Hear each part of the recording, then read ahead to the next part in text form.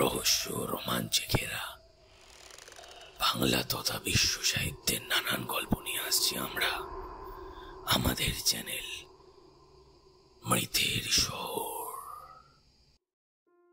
Hello everyone, আমি সুপ্রতিম। আপনারা শুনছেন সাসপেন্স স্টেশন মৃতের শহর। আজ আপনাদের জন্য বিমল মিত্রর লেখা রাত তখন 11টা। শুরু হচ্ছে আজকের গল্প।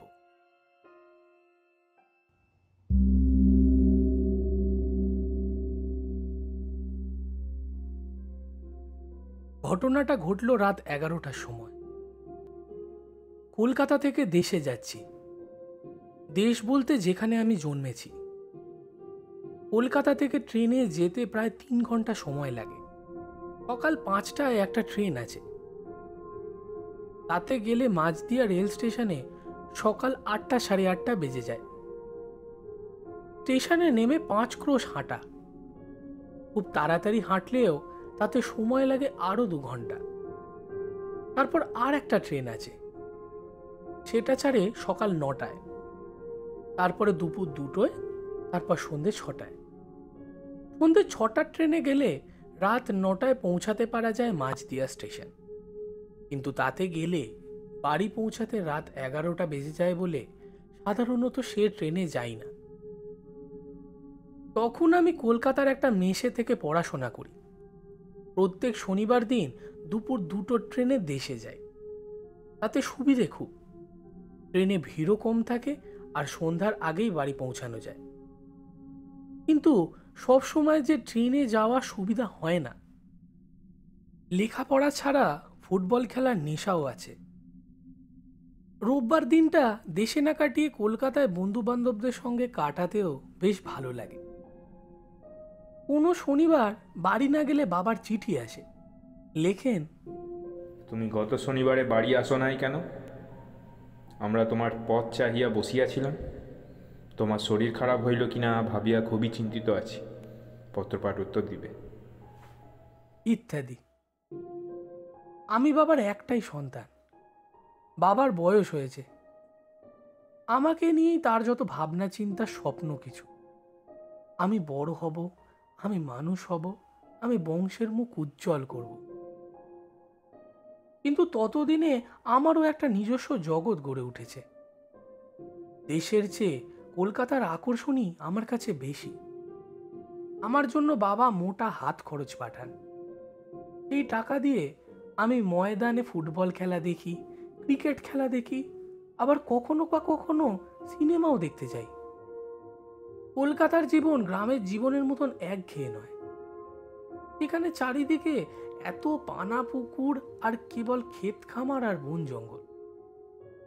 আমার মতন যাদের অবস্থা ভালো নয়, তারা লেখাপড়া ছেড়ে দিয়ে কেবলই ওই বারোয়ারি তলার বটগাছের ছায়ায় আরু মুদির দোকানের মাচায় বসে আড্ডা মারে, তাস খেলে। আর আমি গেলে তারা আমার কাছে কলকাতার গল্প শোনে। কারোরও কোনো কাজ নেই। বাড়ির অবস্থা খারাপ বলে তারা একটু হিংসেও করে আমায়। আমার চাল চলন, জামা প্যান্ট দেখে তারা অবাক হয়ে যায়। আমার জুতো, আমার চুল ছাঁটা, আমার সাবান মাখা দেখে তাদের তাক লেগে যায়। কারণ আমাদের গ্রাম এমন একটা গ্রাম যেখানে শহরের কোনো সভ্যতা ঢোকবার সুযোগ পায়নি। আমাদের বাড়ির পাশেই থাকতেন নসু কাকা। আসল বোধ হয় ছিল নৃসিংহ ভট্টাচার্য। বাবা তাকে নসু বলেই ডাকতেন। তিনি গ্রামে গ্রামে যজমানদের বাড়িতে গিয়ে পুজো আচ্ছা করে বেড়াতেন। বড় ভালো লোক। আমি দেশে গেলেই আমার সঙ্গে দেখা করতে আসতেন। বলতেন, এরকম লেখাপড়া হচ্ছে বাবা, ভালো তো, খুব মন দিয়ে লেখাপড়া করো বাবা। এখন দিনকাল খুব খারাপ, আর কলকাতা শহরে যে রকম গাড়ি ঘোড়া ট্রাম বাস শুনছি, খুব সাবধানে চলাফেরা করো কেমন? মশু কাকা আমাদের দেশের নাম করা পুরুত মশাই। তিনি না হলে কারোরই কোনো পুজো আচ্ছা হতো না। কেউ হাতে খড়ি দেবে তাতেও যেমন তার ডাক পড়তো, আবার তেমনি কারোর বাড়ির ছেলের অন্নপ্রাশন হবে তাতেও তাকে চাই। তারপর আছে বারোয়ারি তলার দুর্গাপুজো, কালী পুজো থেকে আরম্ভ করে 3 ক্রোশ দূরে জমিদার বাবুদের বাড়িতে যত উৎসব, যত বিয়ে, ব্রত উদযাপন করে সবেতেই তার ডাক পড়ত। তাই এই আবহাওয়াতে আমি মানুষ, কিন্তু এই আবহাওয়াতে মানুষ হয়েও যে ঘটনা ঘটল তার কথাই বলি। কলকাতায় তখন আমার স্কুলের পরীক্ষা চলছে। 3 সপ্তাহ দেশে যেতে পারিনি। বাবাকে সে কথা আমি লিখে দিয়েছিলাম যে আমি 3 সপ্তাহের জন্য দেশে যেতে পারবো না। পরীক্ষা যেদিন শেষ হলো সেদিন শনিবার। মেসে এসে ভাবলাম 2টো ট্রেন ধরব, কিন্তু কয়েকদিন ধরে রাত জেগে পড়বার জন্য বড় ক্লান্ত হয়ে পড়েছিলাম। ঘড়িতে তখন 12:30। ভাবলাম আধ ঘন্টা ঘুমিয়ে নেওয়া যাক। কিন্তু যখন ঘুম ভাঙল তখন দেখলাম দেওয়াল ঘড়িতে বেলা 3:30। আমার বন্ধু যে আমার পাশের বিছানায় শুতো সেও দেখলাম অঘরে ঘুমাচ্ছে। মনে হলো সর্বনাশ, 2টোর গাড়ি তো কখন ছেড়ে দিয়েছে। এরপরে তো সেই সন্ধ্যে 6টার আগে দেশে যাবার আর কোনো গাড়ি নেই। সে গাড়িতে গেলে দেশের বাড়িতে পৌঁছাতে যে সেই রাত 11টা বেজে যাবে। কিন্তু শিয়ালদা স্টেশন থেকে গাড়ি ছাড়তেই সেই দিন কেন জানি না আধ ঘন্টা আরও দেরি হয়ে গেল। ভাবলাম ট্রেনটা হয়তো একটু দেরি করে এই মাঝদিয়ায় পৌঁছাবে। তার মানে যখন 5 কোষ হেঁটে বাড়ি পৌঁছাবো তখন রাত 12টা বেজে যাবে। বাবা হয়তো বকাবকি শুরু করে দেবেন, বলবেন দুপুর 2টোর ট্রেনে আসতে পারলে না কেন? কিন্তু না, ট্রেনটা ঠিক সময়ে মাঝদিয়া স্টেশন পৌঁছে দিল। আমি নিশ্চিন্ত হয়ে গেলাম। এদিককার প্ল্যাটফর্ম ছেড়ে উল্টো দিকের প্ল্যাটফর্মে পৌঁছে টিকিট দেখিয়ে গেট পার হলাম। বেশি যাত্রী ছিল না ট্রেনে। গেটের বাইরেই বাজার। এত রাত বলে বাজারে লোকজনের ভিড় বেশ পাতলা। তাড়াতাড়ি বাজার ছাড়িয়ে বড় রাস্তায় গিয়ে পৌঁছালাম। ভেবেছিলাম একটা সাইকেল রিক্সা ভাড়া করে পৌঁছাবো, কিন্তু কোনো রিক্সাওয়ালাই এত দূর যেতে চাইলে না। বেশি টাকার লোভ দেখিয়েও কাউকে রাজি করাতে পারলাম না। সবাই একই কথা বললে, আগে অত দূরে সাওয়ারি নিয়ে গেলে ফিরতে অনেক রাত হয়ে যাবে কর্তা। আমি বললাম আমি তোমার ডবল ভাড়া দিয়ে দেবো। কিন্তু না, কিছুতেই কিছু হলো না। অগত্যা হাঁটতেই শুরু করলাম। হাতে অনেক জিনিস ছিল আমার। বাবার কাশির ওষুধ কিনে আনতে লিখেছিলেন। শিয়ালদা স্টেশনে পৌঁছানোর আগেই ওষুধের দোকান থেকে তা কিনে নিয়েছিলাম। মার জন্য নেওয়া আছে 1000 একটা মলম। মার হাতে পায়ে হাজা হয়। তারপর গামছা কিনেছিলাম একটা বাবার জন্য। আরও অনেক খুচরো খাচরা জিনিস কিনেছিলাম, যা যা বাবা কলকাতা থেকে কিনে নিয়ে যেতে বলেছিলেন। রাস্তা দিয়ে একলা একলা হেঁটে চলেছি। চারিদিকে নিশুতি অন্ধকার। রাতে গ্রামের লোকজন বেশ সন্ধে থাকতে থাকতেই ঘুমিয়ে পড়ে, কারণ ভোর ভোর উঠতে হয় সকলকে। বড় বড় গাছগুলোকে দূর থেকে অন্ধকার পাহাড় বলে মনে হচ্ছিল। খানিক দূর এগোতে পিচের রাস্তা শেষ হয়ে গেল। আকাশে যে চাঁদটা ছিল তাও ডুবে গেল। মাঝে মাঝে শিয়ালের ডাক কানে আসছে। 2-1টা কুকুর আমাকে দেখে ঘেউ ঘেউ করে ডেকে উঠল, কিন্তু আমাকে চিনতে পেরে চুপ করে গেল। তবু আমার কেমন জানি ভয় করতে লাগলো, কিন্তু কিসের যে ভয় তা বলতে পারবো না। একটা রাস্তার মোড়ে এসে দাঁড়ালাম। চারিদিকে কয়েকটা বড় বড় বট গাছের ডালপালা ছড়িয়ে জায়গাটা ঢেকে দিয়েছে। শনি মঙ্গলবার এই জায়গাটা হাট বসে। হাট বেলা বাড়তেই শেষ হয়ে গেছে। চারিদিকে 2-4টে ছোটখাটো দোকান দেখা যাচ্ছে। তারাও দোকানের ঝাঁপ বন্ধ করে তখন যে যার বাড়ি চলে গেছে। বহুদিন আগে এই বটগাছের ডালে একজন মানুষ গলায় দড়ি দিয়ে আত্মহত্যা করেছে। সে ছোটবেলাকার ঘটনা। তো তখন থেকে জায়গাটা এসে দাঁড়ালে দিনের বেলাতেও কেমন গা ছমছম। তখন তো রাত 10:30 বেজে গেছে। মনে পড়লো বাবা মা বোধহয় এতক্ষণে ঘুমিয়ে পড়েছে। বিকেল গড়িয়ে সন্ধে হয়ে রাত হয়ে গেল। তারা ভাবছেন আমি আর আসবো না। মা আমার জন্য ভাত রান্না করে বসেছিল। বাবা হয়তো বলবে, আর কেন বসে আছো? খোকা তো আজকে... ভাবতে ভাবতে বিছানায় শুয়ে ঘুমিয়েই পড়েছে হয়তো। সব কথা ভাবতে ভাবতে হেঁটে চলেছি। রাত তখন 11টা বেজে গেছে। রাস্তাটা গিয়ে নলগাড়ির নাবালে গিয়ে মিশেছে। আগে এখানে একটা নদী ছিল। আগে যখন নদীতে জল ছিল তখন খেয়া নৌকায় এপার এপার করতে হতো, কিন্তু এখন নদীটা শুকিয়ে গিয়েছে। এখানে ঢালু জমিতে এখন চাষবাস হয়। তারই এক পাশ দিয়ে গরুর গাড়ি যাবার রাস্তা হয়েছে। বর্ষার পর গরম পড়তেই রাস্তায় আবার ধুলো জমেছে। এখানকার লোক তাই এ জায়গায় নাম দিয়েছে নলগাড়ির নাবাল। আমি রাস্তায় নামতে লাগলাম। তারপর সামনের দিকে নজর পড়তেই যা দেখলাম তাতে আমার শরীরের রক্ত হিম হয়ে এলো। দেখলাম ওপারের রাস্তা দিয়ে একটা দাড়িওয়ালা মূর্তির ঢালু রাস্তা দিয়ে আমার দিকে নেমে আসছে। রাস্তায় তার পা নেই, শুধু হাওয়ায় ভাসতে ভাসতে এগিয়ে আসছে আমার দিকে। আমি আর এগোলাম না, এগোতে ভয় করলো। কি তবে সেই লোকটার মূর্তি যে একদিন বটগাছে গলায় দড়ি দিয়ে মরেছিল? তখন কত লোকের মুখে শুনতে পেতুম এ নাকি এই অঞ্চলে ভূত হয়ে ঘুরে বেড়ায়, কিন্তু আমি নিজের চোখে কখনো তো দেখিনি।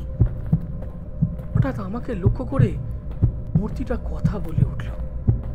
বললে, কে ওখানে? আমি কি জবাব দেব বুঝতে পারলাম না। শুধু একটু থেমে বললাম, আমি। বলতে বলতে মূর্তিটা আমার দিকে আরো এগিয়ে আসতে লাগলো। সামনে মুখের কাছে এসে বললে, কে? কে তুমি? আমি ভয়ে শিউরে উঠেছি। কিছুই জবাব দিতে পারলাম না সেই মুহূর্তে। মূর্তিটা আবারও জিজ্ঞাসা করলে, ও তুমি বিমল, ধীরেশদার ছেলে? আমার তখন যেন জ্ঞান ফিরে এলো। চিনতে পারলাম মূর্তিটাকে, আমার নসু কাকা। বললাম, দুপুর 2টো ট্রেনটা ধরতে পারিনি, ঘুমিয়ে পড়েছিলাম, তাই সন্ধ্যে 6টার ট্রেন ধরে আসছি। তা আপনি এত রাত্রিরে কোথায় যাচ্ছেন? নসু কাকা বললেন, জমিদার বাবুর স্ত্রী হঠাৎ দিকে পাঠিয়েছেন। তার বড় ছেলের বড় অসুখ, আমাকে যেতেই হবে। তার বড় ছেলের এখন তখন অবস্থা, তাই খেয়ে নিয়েই বেরিয়ে পড়লাম। আমাকে যে ডাকতে এসেছিল তাকে বলেছি এগিয়ে যাও, আমি খেয়ে উঠেই যাচ্ছি। তোমার সঙ্গে রাস্তায় কোনো লোকের দেখা হয়নি? আমি বললাম, কই না তো। নসু কাকা বললেন, তা রাত্রির বেলায় হয়তো ঠাউর হয়নি তোমার। তা তুমি বাবা একলা এত রাত্রে ভালো করনি। চলো, আমি তোমাকে গা পর্যন্ত পৌঁছে দিই অন্তত। বললাম, আপনি আবার কেন এত কষ্ট করতে যাবেন? আর আপনারও তো তারা আছে। নসু কাকা বললেন, সে কি কথা? এত রাত্রে তোমাকে কি এই অবস্থায় একলা ছেড়ে দিতে পারি? শুনলে ধীরেশদা যে আমার ওপর রাগ করবে, বলবে তুমি খোকাকে এই অবস্থায় একলা ফেলে কি করে চলে গেলে। কি আর করা যাবে? ওদিকে জমিদার বাবুর বাড়িতে তার বড় ছেলের এখন যায় তখন যায় অবস্থা, আর তিনি কিনা নিজে আমায় বাড়ি পৌঁছে দিতে চান। রাস্তায় যেতে যেতে নসু কাকা বললেন, তুমি 3 সপ্তাহ বাড়ি আসনি, সেই জন্য ধীরেশদা খুব ভাবছিলেন। কলকাতায় থাকো তুমি বাবা, তোমার বয়স হয়েছে, তোমার যত পড়াশোনাই থাক, সপ্তাহে একদিনের জন্য বাবা মাকে দেখতে আসতে পারো না? তুমি যখন বড় হবে তখন বুঝবে ছেলেকে না দেখতে পেলে বাপের মনে কি কষ্ট হয়। আমি নসু কাকার কথা শুনে কোনো জবাব দিতে পারলাম না। চুপ করে নসু কাকার সঙ্গে সঙ্গে চলতে লাগলাম। তারপর যখন বাড়ির কাছাকাছি এসেছি তখন নসু কাকা বললেন, ওই দেখো তোমার বাড়ি এসে পড়েছে। এবার আর কোনো ভয় নেই। আমি চলি, হ্যাঁ, আমার খুব তাড়া আছে। বলে তিনি চলে গেলেন। আমি আমার বাড়ির সদর দরজার কড়া নেড়ে ডাকতে লাগলাম, বাবা, বাবা, ও বাবা। বাবা আমার ডাক শুনে ধরফর করে জেগে উঠলেন।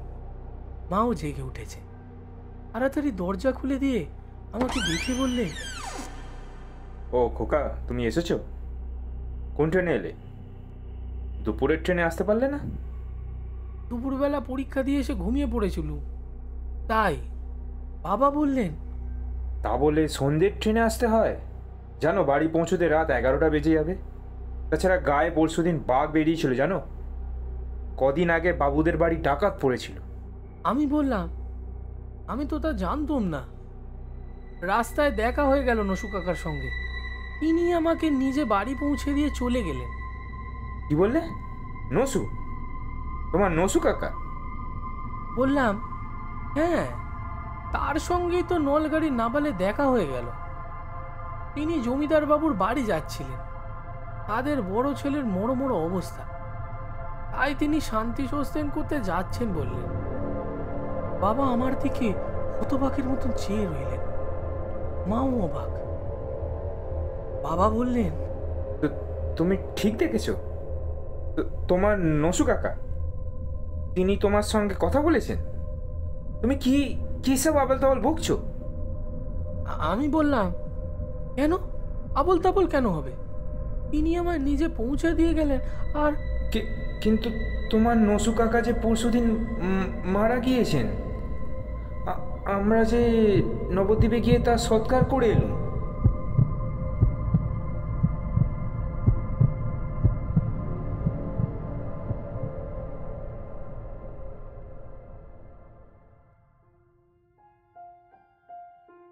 শুনছিলেন রাত তখন 11টা। রচনা বিমল মিত্র। কথক নসু কাকা ও রিকশাওয়ালার চরিত্রে আমি সুপ্রতিম। কথকের বাবার চরিত্রে সন্দীপ। আমাদের উপস্থাপনা যদি আপনাদের ভালো লেগে থাকেন তাহলে প্লিজ আমাদের চ্যানেলটিকে সাবস্ক্রাইব করুন। আমাদের ফলো করতে পারেন আমাদের ফেসবুক ও ইনস্টাগ্রামের পেজে সাসপেন্স স্টেশন মৃতের শহর এই নামে। দেখা হচ্ছে খুব তাড়াতাড়ি আরেকটি নতুন রোমাঞ্চকর পর্ব নিয়ে। সঙ্গে থাকুন।